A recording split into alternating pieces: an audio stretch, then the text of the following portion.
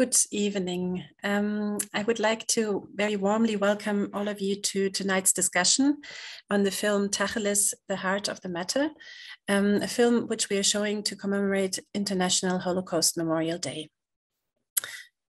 Yesterday was again a very sad and disturbing day to follow the many different discussions, to read articles, and also to listen to the very few eyewitnesses that are still alive, such as Inge Auerbacher in front of the Bundestag.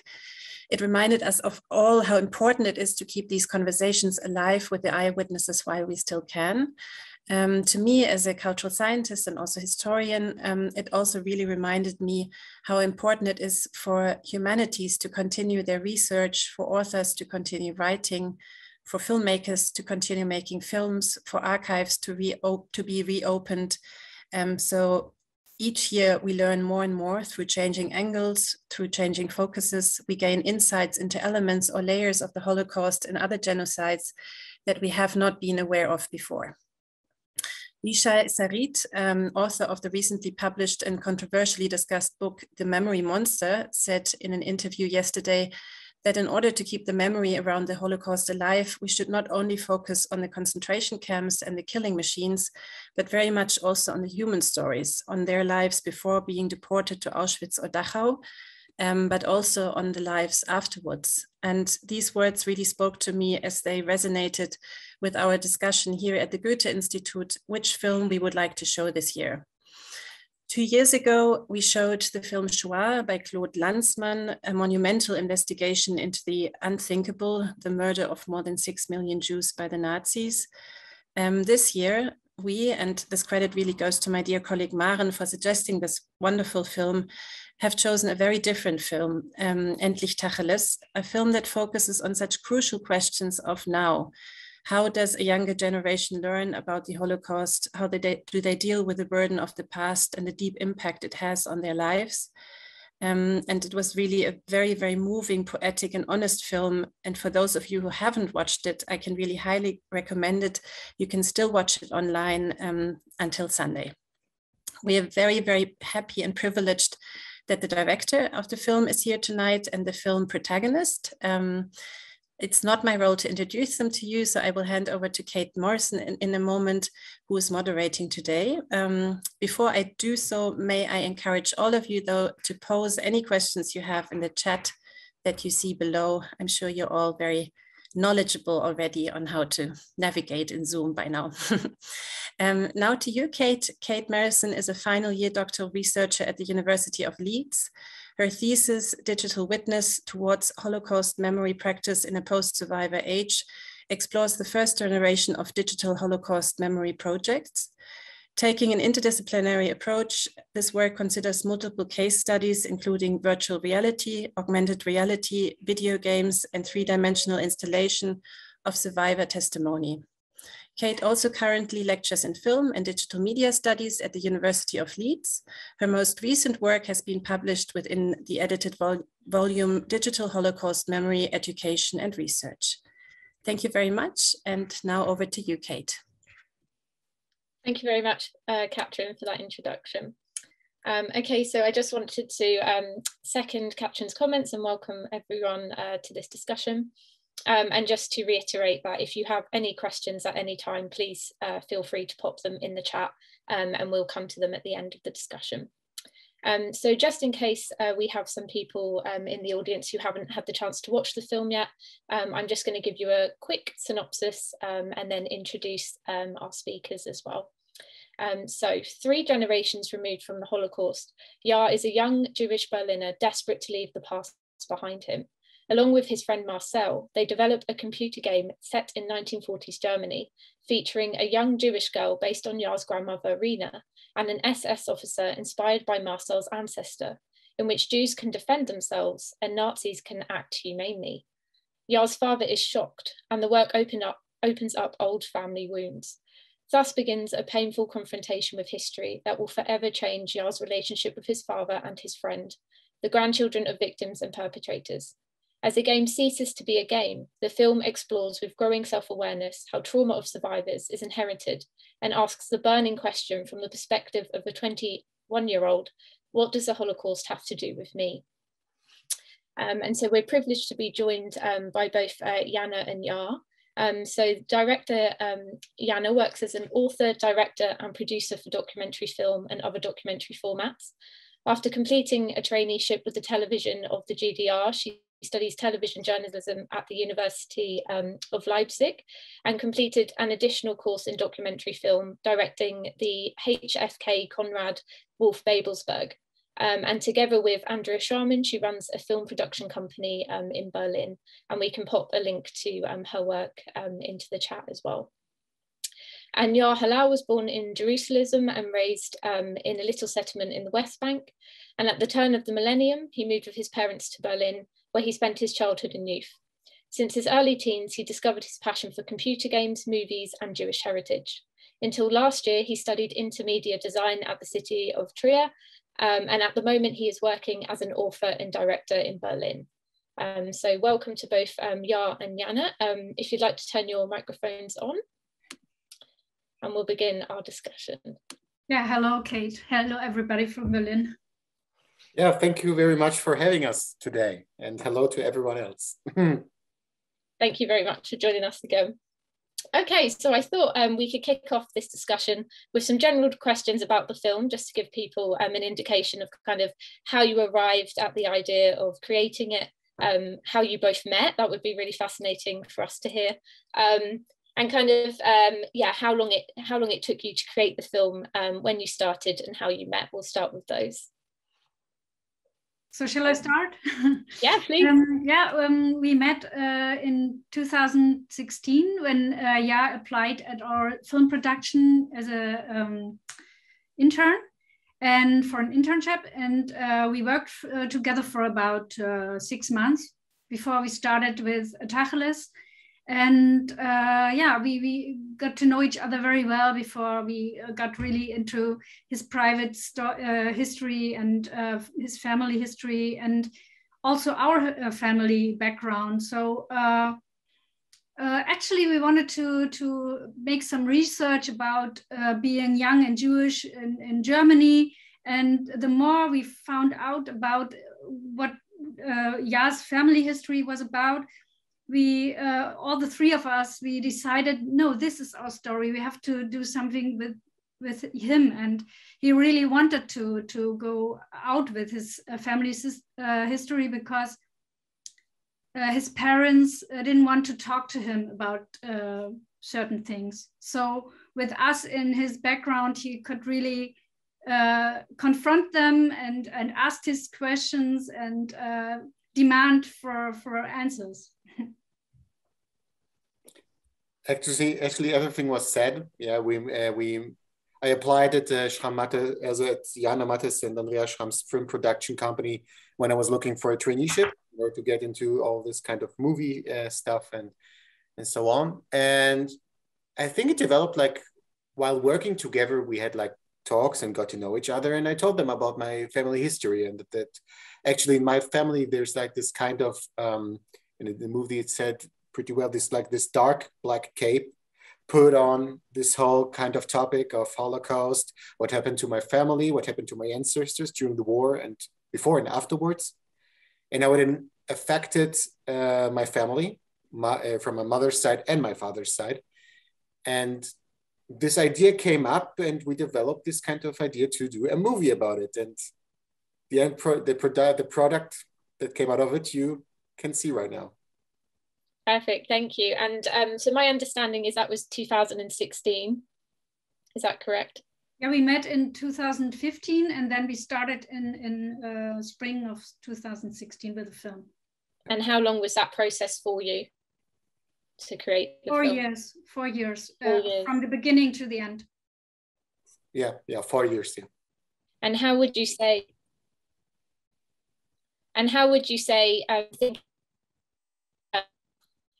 there's something wrong with the sound right now. You had around making the film. Kate, could you repeat, because there was something wrong with the sound? Okay. Now we can hear you. You can hear me? Yeah. Now, yes. Okay, fingers crossed. Sorry, I was saying, yes. What kind of anxieties or anticipations or expectations did you have for the film when you started, and how did they kind of warp and change throughout those 4 years? Because obviously it's a substantial amount of time and you go to several locations throughout the film. So how did your kind of expectations for the film change? And we kind of go on that journey with you. I think we see that, but yeah, I'd like to know more. Maybe Yaar first. Go ahead, Jana.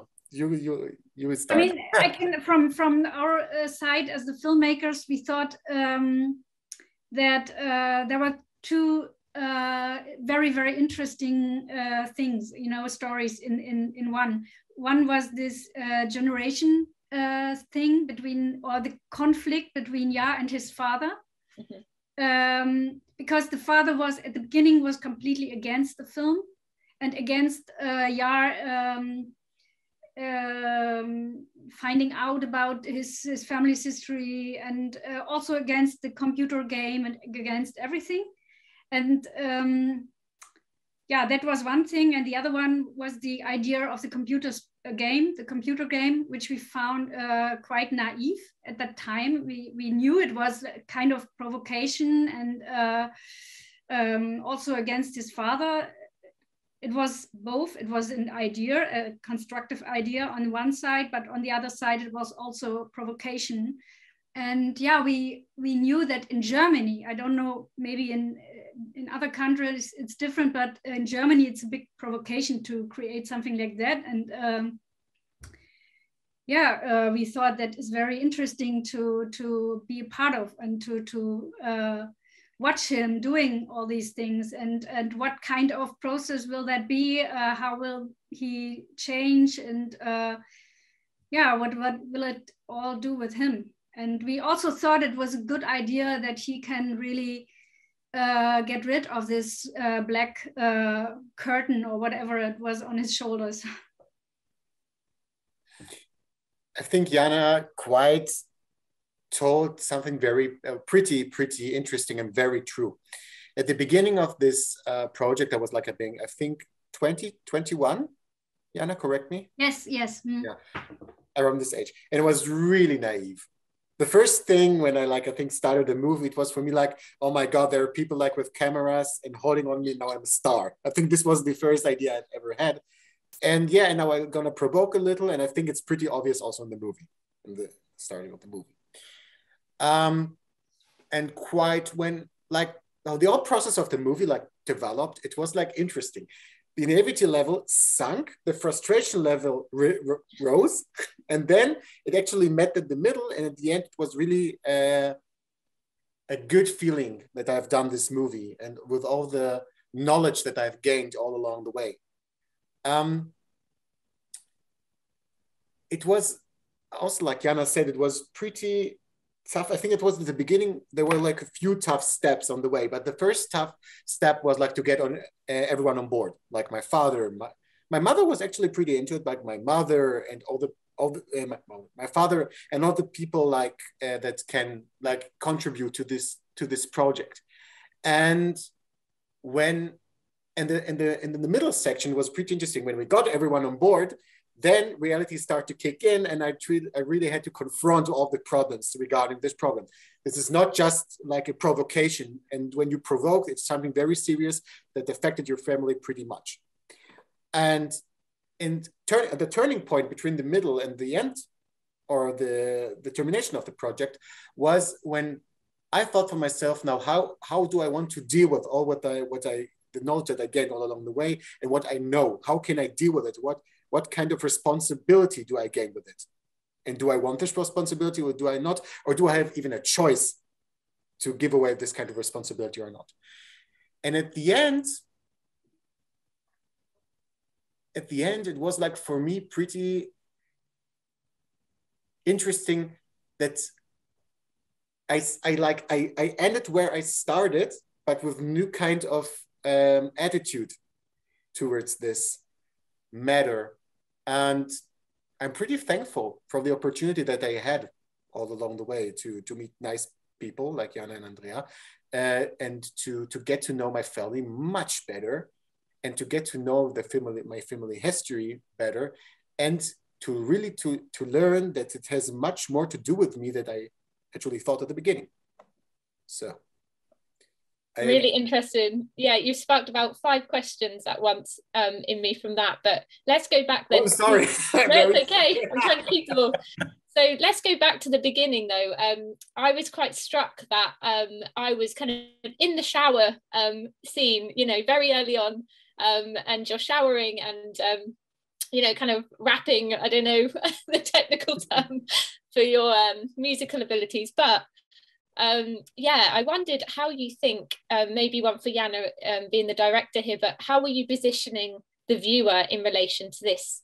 How close did you want us to feel to this narrative? And was there something about, yeah, a kind of spectorial position? Because I was struck by how quickly I was in your personal space as a viewer. I was in the shower. So I wondered if you could speak to that. Me or? Yeah, either. I mean, both is great, yeah. Do you want to talk about the shower, Jana, first? I mean, maybe the shower is the moment where Yaar really was. I mean, it's there was only a very short time window when we shot the film, when Yaar was really in this stadium, because very fast it changed. The whole thing changed a little bit. Even the first trip to Israel, when he was in the airplane and everything, he was already, or when we arrived there, the whole the weight of the story and what he already anticipated to experience was already like a burden to him. So the shower was one of the really rare moments when he had all this the easiness of the beginning, you know. So yeah, I think that really comes across. Like, as a viewer, I felt like this was fun and like, yeah, we were going on a journey. And then, yeah, what you said about it being circular and that you end up back somewhere. I think the idea of a shower, just as, you know, someone interested in film anyway, it's just such a nice start to something, I think.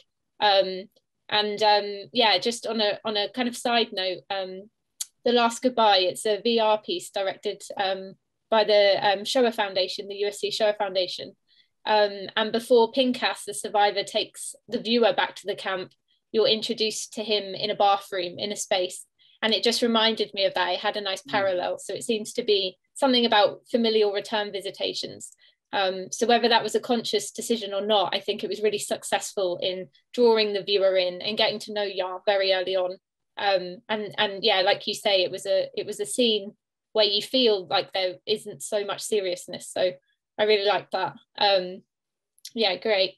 Another question, Yaar, that you inspired a second ago was in convincing your dad. I was surprised that you were showing him Wolfenstein as a game, as a kind of example to him. So I don't know if you wanted to speak to that in relation to the game that you were designing, or how you thought Wolfenstein was the way in. Maybe it was the time.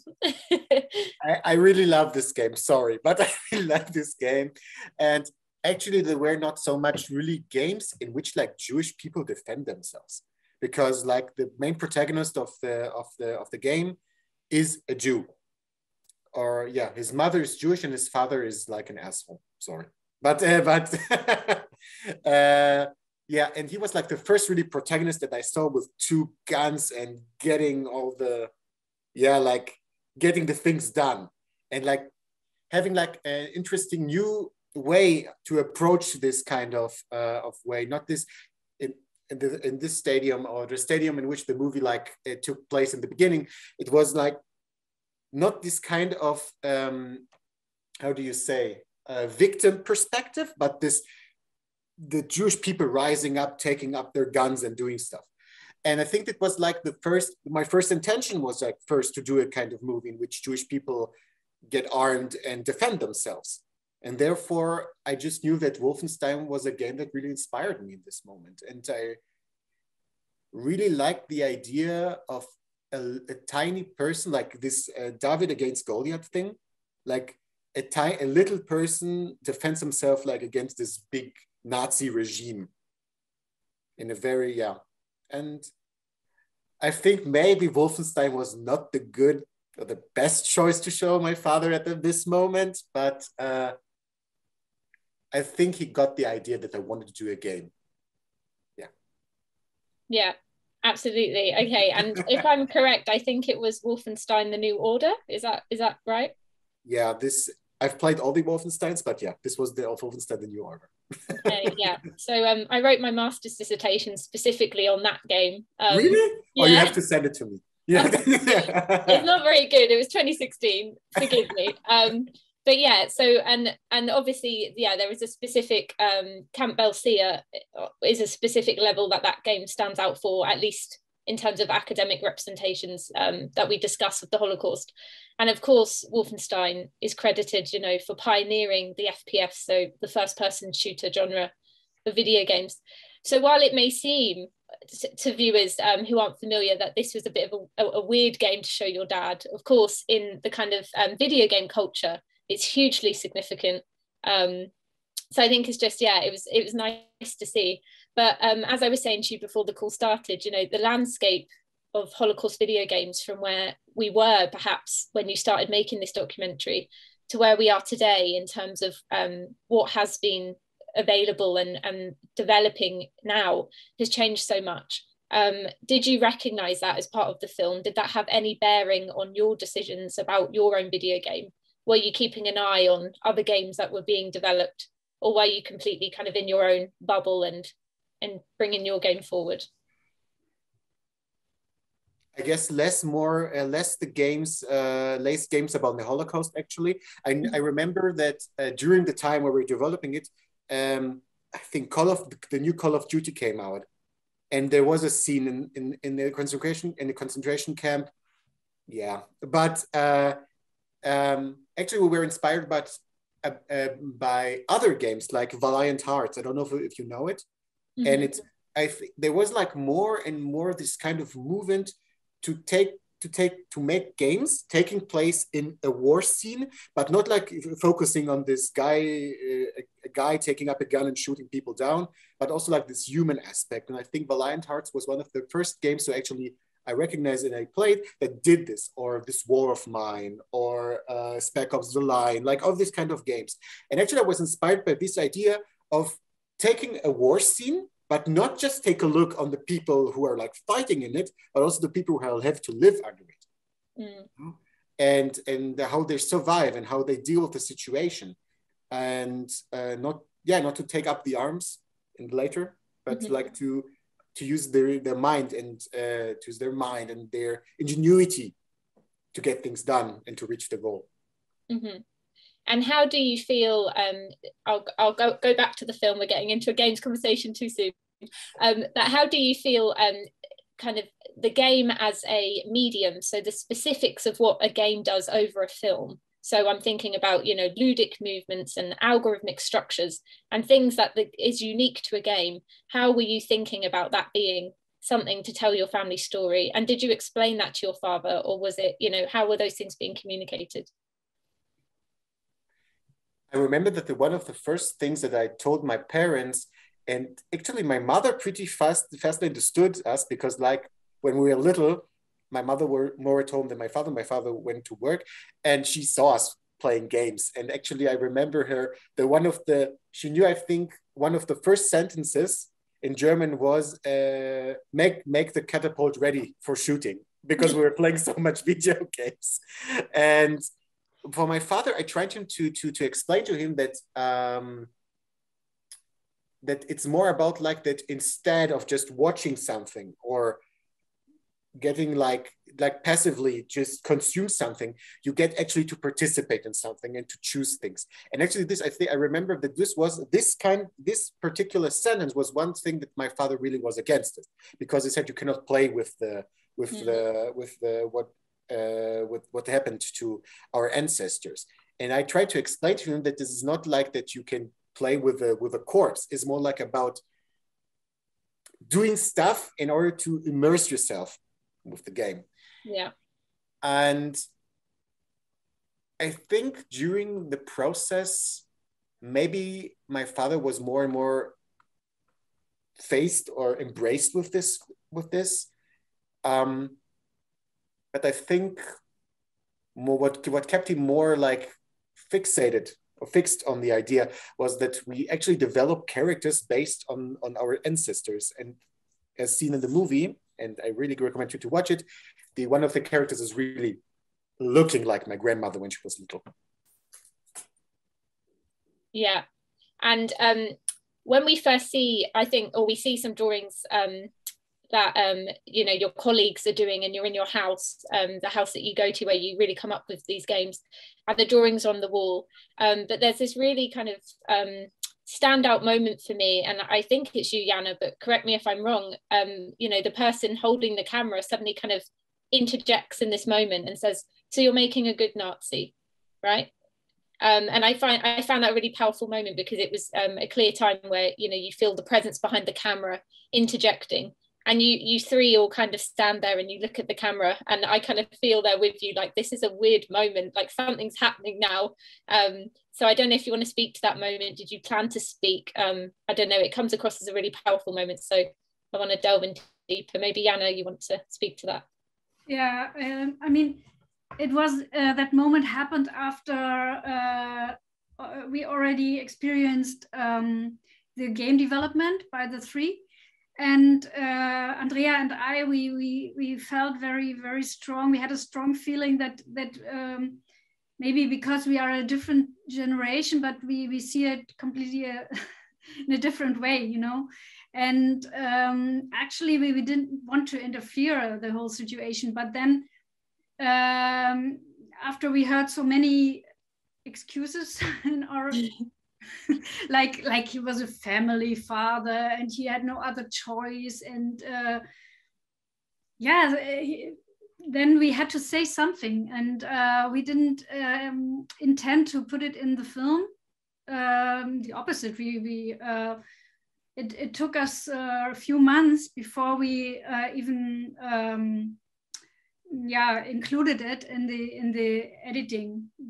I don't know why we did it, but I think it was that we, in the editing again, we had that feeling there must be something, must be there as some more of a like not was heißt eine Haltung, Autorenhaltung von like you wanted to give like a director's comment, like your view. Yeah, something that our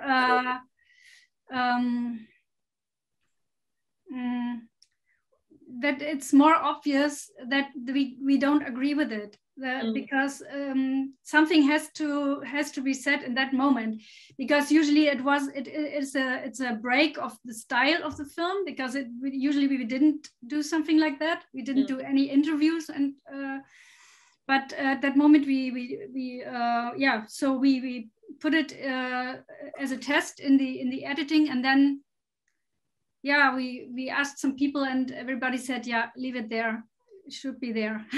I honestly thought it was one of the most powerful moments for me, because I felt torn. Maybe it's my age, but I felt torn because I so believe in the power of video games to, you know, grapple with memory, but at the same time it felt like someone needs to say something, and the three of them kind of looked there with their tail between their legs, like being told off almost, and it felt really a powerful moment. And actually on that subject, I don't know if anyone else has commented about this, but there was this thing about Schindler's List that you and your colleagues bring up throughout, you know, we don't want this to be another Schindler's List. But to my mind, Schindler's List does have a happy ending, or is heavily criticized for this kind of Hollywood happy ending, or, you know, presenting a minority, like, a situation that is not realistic in relation to the big picture of what happened. So I kind of saw that more as going down that kind of tricky road to having, you know, this good Nazi or say a savior narrative. Did you find any tension there, or was it always, you know, how were those tensions being played out with you and your colleague that we saw? First, I have to say, before, when I told this kind of thing with not another Schindler's List, I honestly have to say that I was not really much informed at that time what actually Schindler's List was all about, because I saw it. No, I saw it, but when I saw it after the movie another time, I understood that this is much, it's not just black and white and evil. It was about what actually people happened there. Like it's Steven Spielberg, and it's in a very American and Hollywood way to approach it, but it was happened there. And my great grandmother saw this person, saw this Schindler. And actually I've been to the city where Schindler lived, for example, like in these last years, like after the war. And what was interesting in connecting the situation, or it's good to be connected with the situation that happened between the directors and myself and my colleagues and and Sarah and Marcel, was that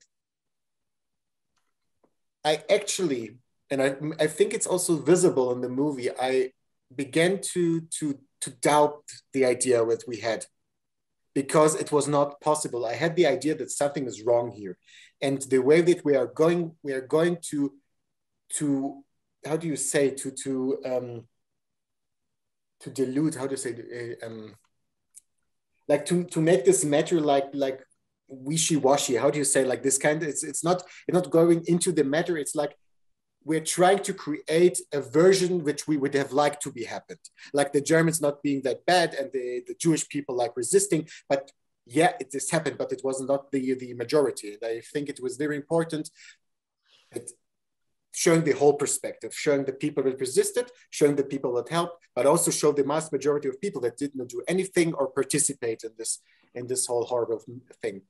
And this was actually also the point in which we parted, in which we were not agreeing anymore, because while developing, or while maybe developing innerly and developing and growing with the movie, I said, no, I want to show what actually happened there. And with all the facets and all the horrible things that happened there, and with not showing a Nazi of a good person, not showing a Nazi helping, because this is not the story that we want to tell. If we want to tell a story about people hiding people, this is another story. The story that we want to tell is what happened there with Jewish people in the majority, inspired by my grandmother. And we could not agree on this subject. Marcel has its reasons. And yeah, we parted. Yeah, okay. So this was, a follow-up question I had for you. Because obviously in the film... I'm really nailing it today. I'm sorry. Because obviously in the film, I think the last time we see Marcel, you kind of sit him down in this kind of semi-serious situation and you say, no, I don't want it to be this way. And I think that's the last time we kind of see you together with him. So the film kind of leaves the viewer at least wondering, okay, so what about the game? Are they going to reach, a resolution? But I think that's one of the film's powers, actually, that we see these kind of different national discourses at play, and we feel almost like this rites of passage for you in relation to a familial narrative as well. So yeah, as a viewer, I think we kind of felt along for the ride in a really kind of private and personal way. And then you kind of feel sad that you see this struggle play out between you and your colleague as well. But that it's this kind of essential, realization that it's important, really, that we probably shouldn't represent things in certain ways. So I guess a follow-up question then would be, where is the game now? How is it going now? After or shortly after the movie, I wanted, because it was really intense and I got to know so much stuff, I wanted to take a break from it and I wanted to think about it. And I think at that time, when we shot the movie, I wasn't mature enough to do this game, because I thought for myself, I need to know more. I need to be not as a student, but not as as half child or a half youngster, but to be like an adult to do this game, the way I want to do it, the way the story I want to tell. I now finished my studies and I actually began to work on the game, but it's still like in his in Kinderschuhen, it's said in German. It's like in his child's shoes. It's like not it's not like ready to be played or something. Actually, I'm looking for people who want to develop it with me. And I think the story will be like very similar. but with a different approach, a much more mature approach, I would say, and a much more sober approach. Okay, great. Well, we look forward to following you on that journey. My colleague Victoria Grace Walden, she runs the Digital Holocaust Memory Network. So I'm sure you'll be very welcome to come on to one of our sessions and speak to us about that. And we also work with a lot of game developers there. So, if you need anyone to speak to, there's a lot of good stuff going on over there. So you're more than welcome to join us.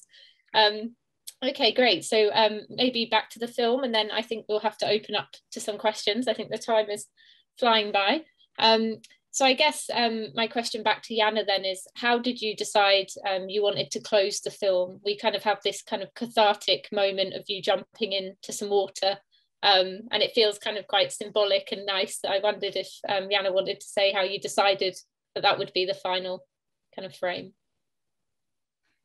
Yeah, it's interesting because when we were on the tour with the film in Germany, there was some person in the audience who said, "Oh, well, who had this idea to end with the water?" Because the young boy Roman, he was killed in the water, so that was the connection. But that was never what we intended. So it's always interesting what other people see in it, But I think we wanted to end with an encounter between Yaar and his father, because the game is, for us, the game is not really the main story of the movie. It's the generation, the conflict between the two generations, second and third generation, and how they solve their conflict and how they come out of the whole thing.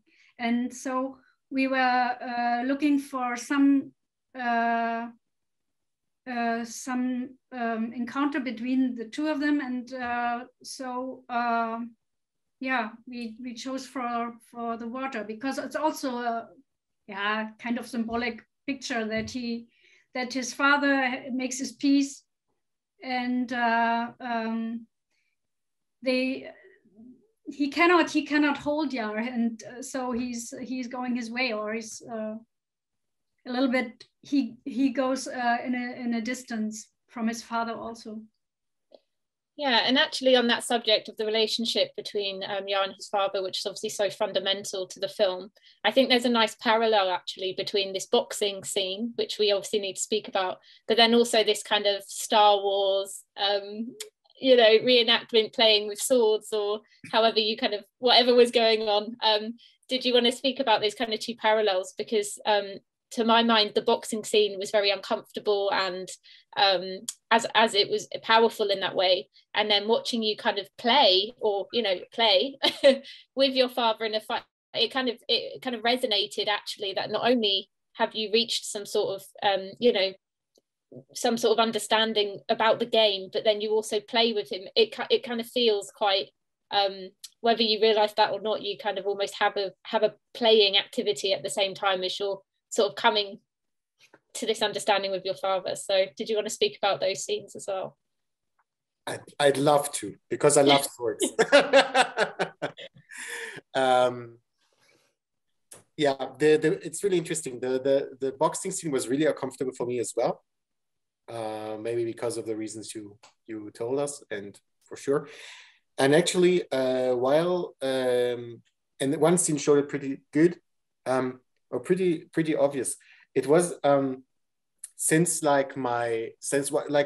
year before I met Jana and Andrea, I began to do historical medieval arts, like the sword things.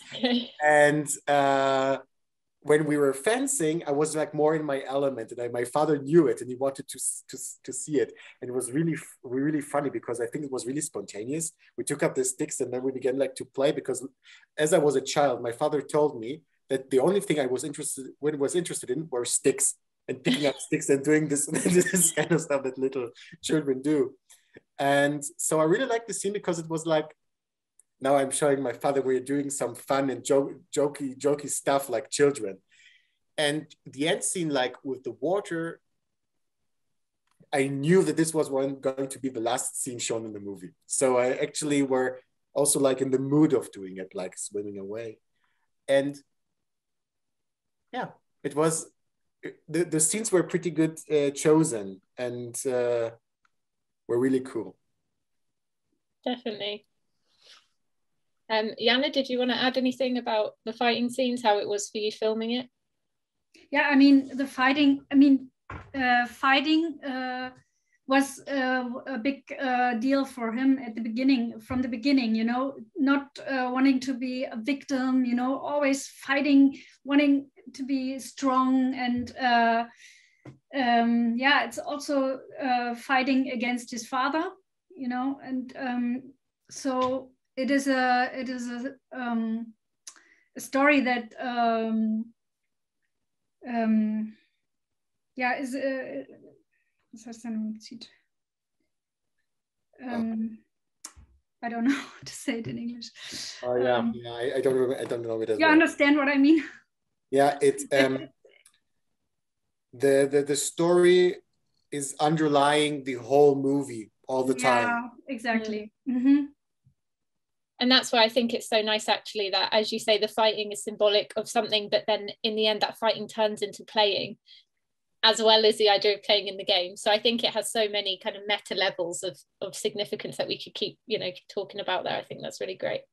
Were there any scenes that you kind of grappled with? I mean, you said that you put back in the one where you speak. Were there any other scenes that you decided not to put in the end, or you regret not putting in? Yeah, other scenes like what? Sorry? Are there any other scenes? Yeah. Janna and Andrea watched, I think, are more into these kind of the scenes that were. I didn't understand completely. Other scenes bereuen wir, dass wir bestimmte Szenen nicht mit reingenommen haben oder sowas in der Art? Oder welche Szenen haben wir nicht mit reingenommen, die wir vielleicht doch hätten verbauen können?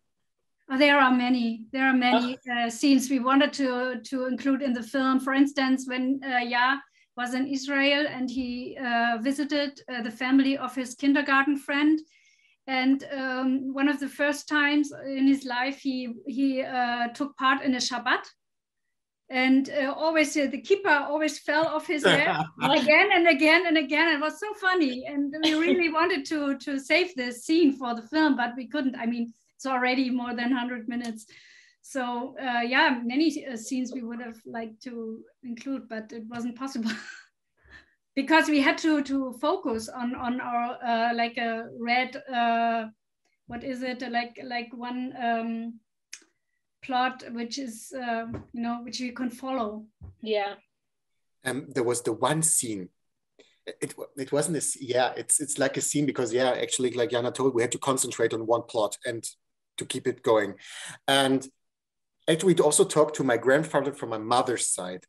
And I think it was really interesting what he told us, because I remember when I was sitting in his flat here in Berlin, and I actually began to talk to him and ask him about what happened, because he grew up in Germany, like for 3 years, and his whole household were Germans. I think they were more German than all the Germans running around here, like very Prussian, and also this kind of stuff. And he began to talk about it, like, yeah, I remember, and I was really, when I came back to Berlin, I was like feeling anxiety here, and my mother, what, you never told me about it? I remember this scene, like the grandparents now talking to their grandchildren, but not to their children, like to my mother. And what was really surprising to me, that how it affected also even the people who were not experiencing the Holocaust, but just like this uprooting and thrown into Israel. You know, like, I think my grandparents were like one of the last ones getting visas from Great Britain to go to Israel. And just because my great grandparent had a friend who was in the SA, and he told him to get away as far as he can from Germany, because it's going to be very, very bad what's going to happen. And they had to leave everything here and go away. And this was actually one scene that we could not take in, but it was really interesting and really struck me, because it was really surprising me that like my mother did not know anything about it. Wow. Yeah. I think this is the power, isn't it? It feels like the film just kind of opened up so much. And I think actually, as much as it's a film, you know, about a familial return, about making a video game, I think the process of making the film itself as well has very much proven, you know, so we could analyze this on so many levels. Yeah, I think it's fantastic. Thank you for sharing it with us. I'm conscious of the time, so we have 15 minutes if we have any audience questions. I will open up the chat. So feel free, anyone who has a question, they can pop it in the chat and all three of us can see that. Or alternatively, if you're able to turn your microphone on, then please feel free to do that as well.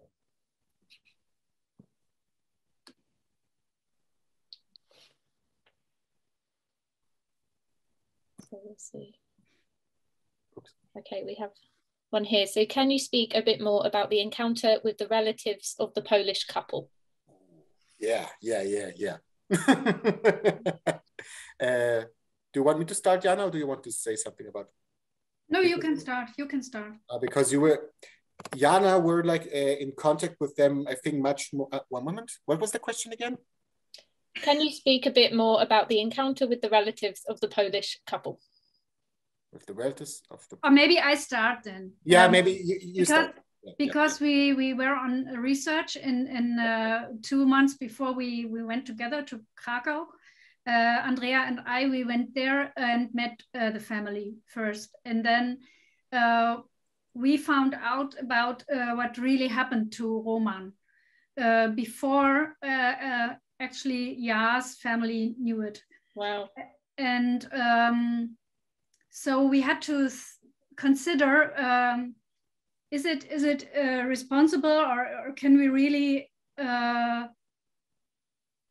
confront Eli, Yaar's father, with the truth? Because we knew already that Eli was very, the whole thing going to Krakow and everything was so hard on him it was really overwhelming. I would also overwhelming. He never did it before for all those reasons. So we didn't know if he finds out about it. So what would happen to him? So we really thought about it, and then we decided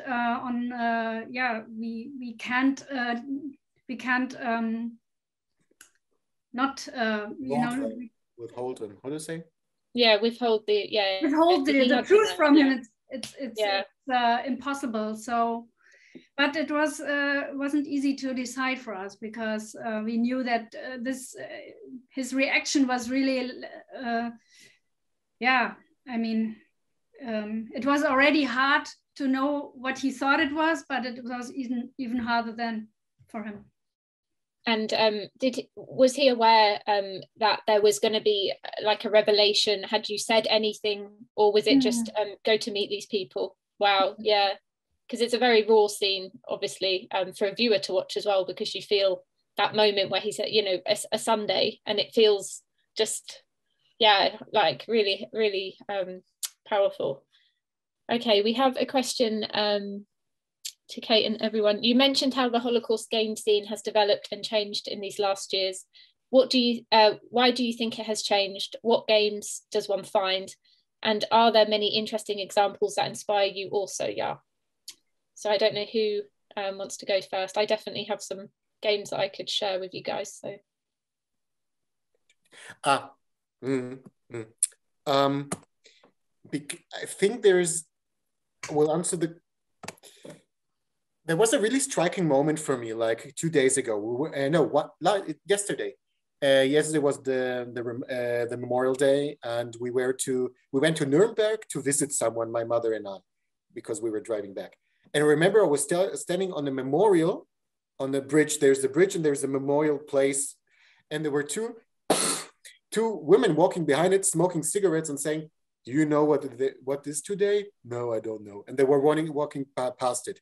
And what changed, I think, is that we see that the old ways of dealing with this matter are not are not good enough anymore. They're not adaptable to the society and the world we're living today. So I think there's a great urge for people to tell the story and to tell what happened there, but they know they have to find new ways. So I think the whole sector of games was open much better and much more, because more people can relate to games than movies or series and so on, and how the story. And I think there's much more like this necessity, because lots of people, like lots of survivors, are like fading away more and more. My grandmother's, I think, now turning 90, and my grandfather as well. Wow. Yeah, and who knows? And I think there's much more the necessity to develop stuff and maybe to integrate some of the memories of the people into it. For example, like how I wanted to do it is, for example, with my grandmother, portraying my grandmother and transferring here like transhumanism, like to put her soul in a video game to be like to live on, you know. And I think the second part of the question was what games does one find? And they're interesting. One of the examples that inspired me pretty much was one first German game we actually, and you had the panelists as well. Through the darkest of times, like the Germans are trying to do stuff. And actually, I take Wolfenstein as one example, because they were like beginning to do this kind of, it's an FPS, and we have to be very careful, and what you're doing there is pretty horrible.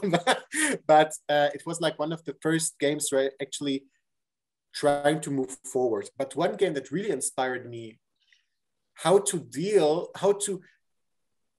combine like fun of gaming and the actual seriousness of the situation was This War of Mine. I don't know if you know this game. And like you're playing like a strategy game, like a strategic game, but it's really serious, and your people can die, and you have to make sure that they survive. And another game was Through the Darkest of Times, because they actually portraits people from this time from certain perspectives, like the Germans, and you meet Indians, you meet an American, a French nurse, you know, and like these little stories and wars that we do not hear much about, and also combining it with historical facts, like that every time you pass through a figure, or for example this Indian corp, you get to pop up and there's an information about all the British of all the people from British colonies fighting in the First World War, New Zealanders, Australians, and all the people from India and Pakistan and so on. And it was really, really interesting for me and really inspiring. And yeah. Great. Yeah. If I was gonna add to that, I think to say what do I think has changed, I completely agree with Yaar. I think the urgency with which we're now confronting this you know, this post-survivor era, post-survivor age, you know, we're doing our utmost to kind of get a grip of what we can do and how we can kind of move forward, but also the kind of advancements in digital technology. You know, games is where we are at. So to ignore it is silly, right? Because there are neo-Nazis, far-right video games. We have, you know, KZ Manager is like a common example how not to do it. And then we kind of also have, you know, institutions getting on board, as well as game designers like Yaar himself that are, you know, making these video games. So I think The Darkest of Times is a definite prime example, Yaar, of one. And also what I particularly like about that was the fact, you know, the kind of animation style that they use is this kind of like anti-fascist artist work. I don't know if you know, so the designers came and spoke on the Digital Holocaust Memory Network about this game, and they said they deliberately wanted to use an art style that the Nazis would have banned. And I thought that was particularly poignant in the way that the game kind of is carried through. So I quite like that. And I think another thing, actually, there's a couple of games where survivors themselves are working with the game designers now. So one example would be Naomi Luypen, and her dad was a Holocaust survivor. And she wrote his book, The Longest Night, and she's working with Dan Het on a video game or a computer game. So I think that shows quite a strong advancement in kind of this way of thinking about video games, that we have Holocaust survivors and second and third generation like yourself working on them. And then we also kind of have, you know, institutions. We can question to what extent a game is a game and what playing actually means, like we kind of spoke to earlier. But one example would be the Journey app at the National Holocaust Centre Museum in the UK. So, you know, this is kind of seen as an app, which is also a kind of game. So there are kind of lots of examples of these things that have all come out probably since you started making this documentary, actually. So yeah, I think the landscape is changing, but predominantly because of those two things: this advancement in technology and this rapid kind of, you know, as we head towards realizing that we're losing survivors essentially. So yeah, hopefully that answered that question. And then we have a second question which kind of leads nicely on from that: is a computer game really a good way to deal with the Holocaust theme, and what is the purpose of the game? So maybe you want to speak to the purpose of your game. What do you think we will get out of it? How do you want us to feel by the end? I'll go with you, Yaar, again. First, the first part of the question: is a computer game really a good way to deal with Holocaust? Yes. And it's also necessary. And I think it's one of the most advanced and best to be used ways to deal with it. Because first time in our life, we're able to digitally make it able to participate in stuff. Like everyone dreamed about it, like how was it like to live in the medieval ages, like walking between all the people. And now we actually have the ways and the technologies to do it. So why not? And to open up new perspectives. And I think the second part of the question, yeah, what is the purpose and what is the purpose of the game? The purpose of the game is to let people participate in this kind of what happened there, to feel, to get involved with the people, to learn to love and to hate the people that they have there, like to feel emotions for them, and not just participating and not just watching it and then saying, okay, it's good, but like to participate and to be into it and want them to succeed. For example, if your goal is like to make the two persons survive, that you really want them to survive. And if they don't survive, you said, I don't want to play anymore. Mm-hmm.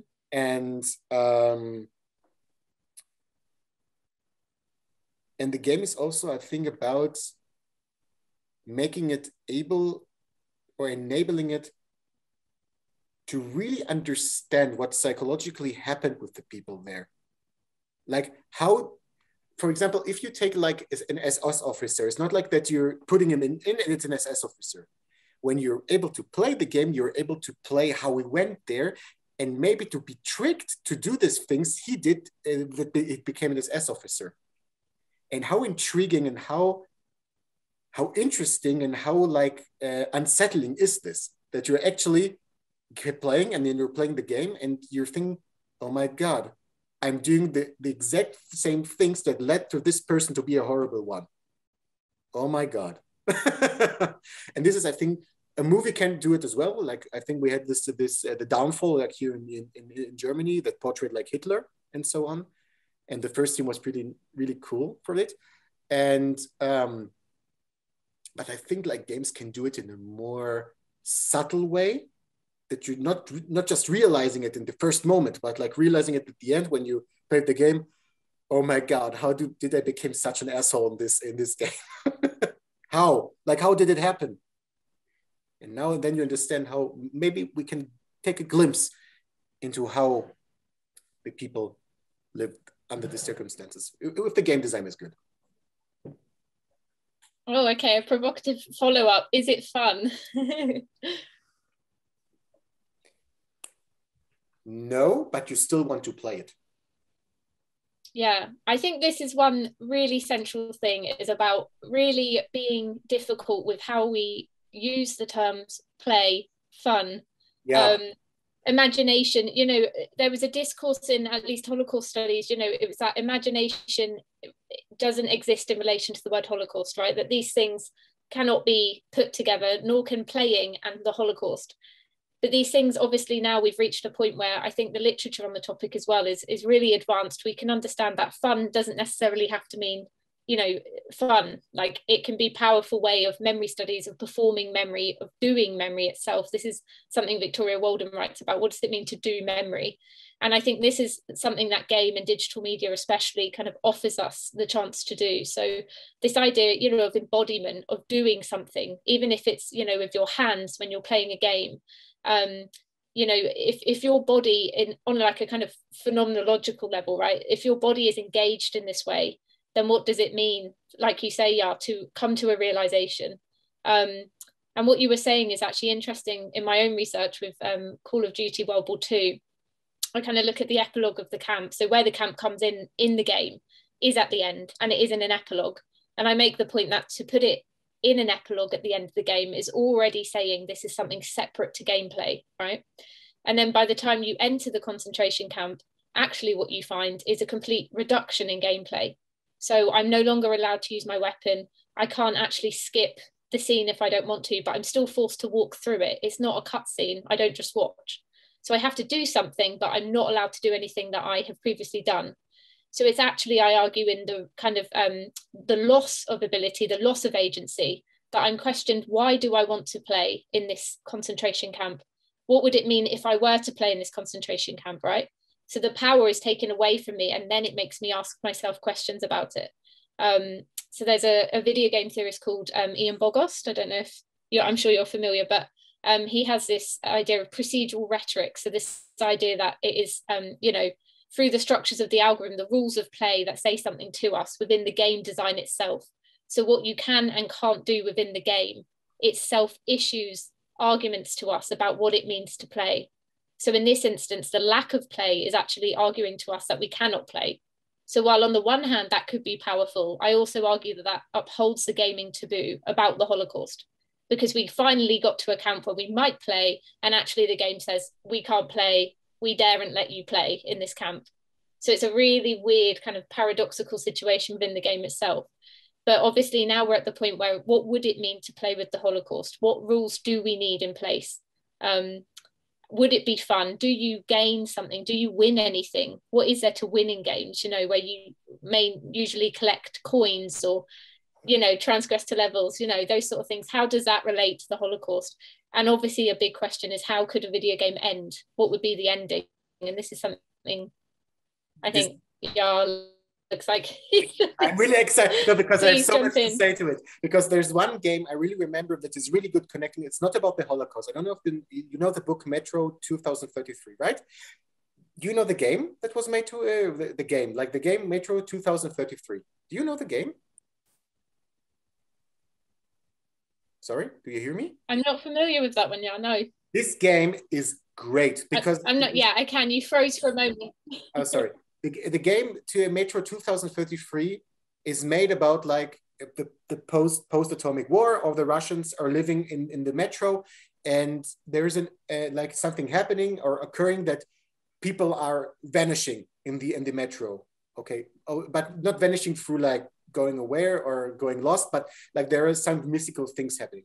And the game is actually dealing with it, how people, and you're actually playing it, how people are actually their own victims and their own perpetrators, because everything that is not known to them, they try to kill and to destroy. It's a very dystopic way of looking at mankind, but you are actually the one choosing to do it, and you're doing it, you have to do it. There's one scene you're going through a metro, and there are all these paranormal things happening, and you have your gun, and you're going through it, and you're nervous all the time, and sometimes you pull the trigger at things that are not actually dangerous to us because you don't know what this is. And this is so cool and so immersing, and actually teaching you that people are so nervous, and all these things that are happening to us is that people maybe just pull the trigger because they don't know what to do in this moment, in this particular case.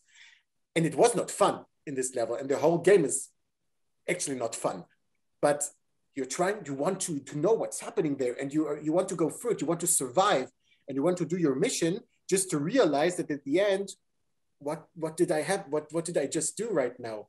And all the things are resolved. I really recommend all the people watching it that are into games playing Metro 2033, because it's hilarious. Or reading the book, or both.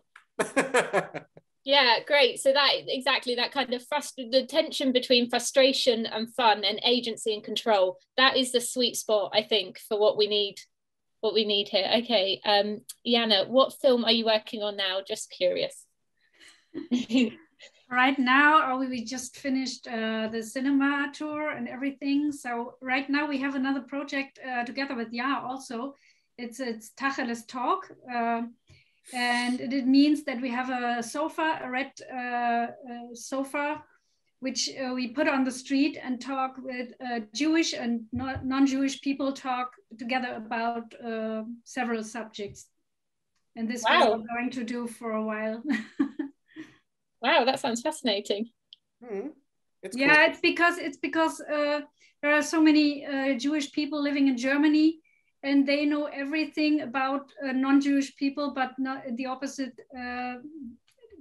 Non-Jewish people know nothing. And there are so many cliches and so many stupid questions. Yaar can tell about this, and yeah, and it's sometimes the discussions only are in Jewish context, you know, for instance in talk shows or also podcasts and everything. Jewish people talk to other Jewish people, and there's a lot going on, which is great, but not so many between Jewish and not Jewish people. So, and also it has also the background that Andrea and I, because of the film and because of the whole because we spent so much time with Yaar's family, we also asked ourselves about our own family's history, and that we are so-called the children or the grandchildren of the perpetrators. And why did we ask so late? Why did we question our grandparents? Or we didn't do it while they were alive. Now they are dead, so we can't ask them anymore. But this is very typical for German families, and we think it's something. We have a big culture of remembrance in Germany, but there's a big lack of private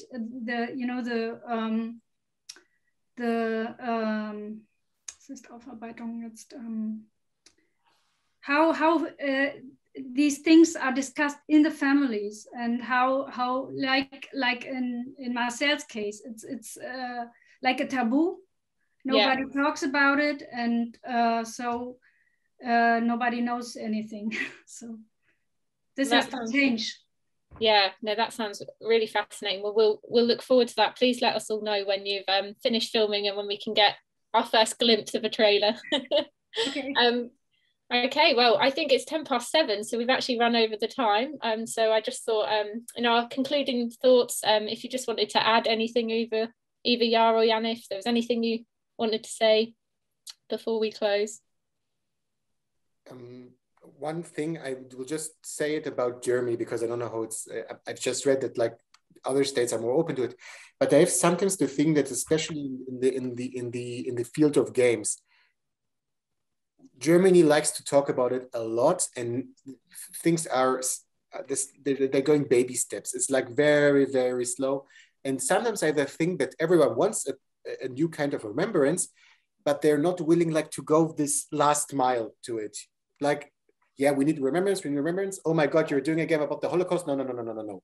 Like this is like the feeling that I have, and I would really wish for myself, and this is like actually what I see, and I really am proud and really happy about it, that it's taking these steps. But I would really hope and ask people to give like young people more space to do it and to enable it, and not like to think, oh my God, playing games, it's shooting and mass shooting all the time. It's like, yeah. And in Germany, for example, all the ministry taking care about games is not the Verkehrsministerium, how do you say it? Like the Ministry for Infrastructure. It's not like the Ministry for Culture or Media. It's like it's the ministry that is building highways. Okay. It's or it used to be, and it was. I would hope for much more openness and much more like this goodwill of letting young people do things like that and developing things like that. Absolutely, I think that's a really nice closing remark.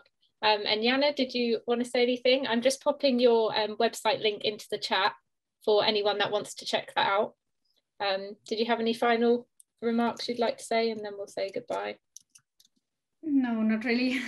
No? Okay, cool. Well, thank you so much to both of you for giving your time to us and for sharing the film with us. For those in the audience that haven't seen it, we will urge you to go and check it out. As soon as we finish today, it's definitely worth a watch. I've sent a link into the chat for more of Janna's work. And I'm also going to post a link to the Digital Holocaust Memory Network, where we kind of have a lot of these discussions. And hopefully we can welcome you both on there at some point. We'd love to speak to you more about your new film, and also Yaar about the game as well. Like, we're a very sort of friendly bunch. And we love to talk about all things sort of digital Holocaust culture. So you'll find some allies amongst us there, I think. So you're very welcome, and everyone in the chat watching as well. Okay, thanks very much, everyone. Thank you. Thank you. Bye.